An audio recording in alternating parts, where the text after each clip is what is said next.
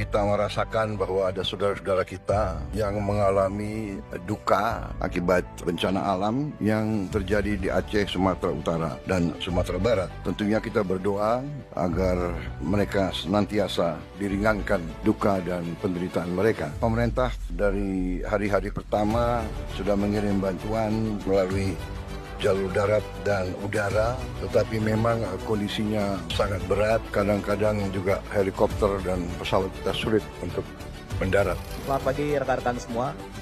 Izin Pak Menko, pagi ini sekitar pukul 7:30 pagi telah diberangkatkan atas instruksi langsung Bapak Presiden tadi malam kepada seluruh jajaran terkait untuk memberangkatkan pagi ini 4 pesawat, 3 pesawat Hercules, kemudian 1 pesawat A400 yang awal bulan ini tiba di tanah air untuk terbang ke 3 provinsi yang terdampak bencana.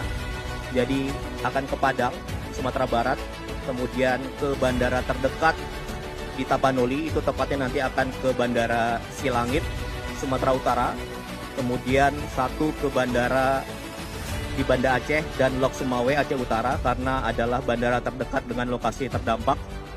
Dan atas izin Bapak Presiden dan instruksi langsung beliau, seluruh tim pagi ini kembali sudah ke sana. Jadi ini bukan yang pertama. Jadi sejak hari pertama tanggal 25 November, Bapak Presiden sudah langsung menginstruksikan kepada Bapak Menko PMK untuk mengkoordinir secara langsung terkait penanganan bencana.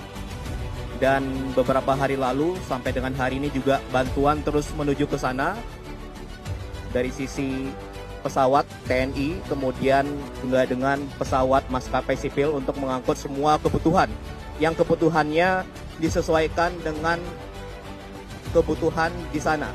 Jadi kemarin sudah menghubungi langsung, menelpon langsung para kepala daerah di Sumatera Barat, kemudian Pak Masinton, kemudian Gus Irawan, Bupati Tapanuli Tengah dan Tapanuli Selatan sudah dihubungi juga, termasuk Gubernur Sumatera Utara dan Provinsi Aceh.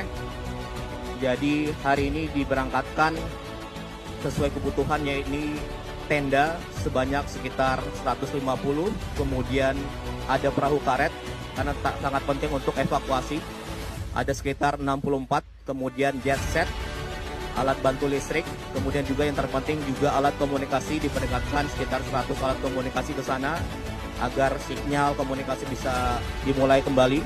Kemudian juga bahan makanan siap saji, kemudian tim medis dari TNI, kemudian juga dari Kementerian Kesehatan. Tim medis terdiri dari dokter dan perawat serta bantuan obat-obatan. Jadi itu saja saya rasa. Yang penting semua bantuan segera terbang ke lokasi tersebut sampai ke dalam.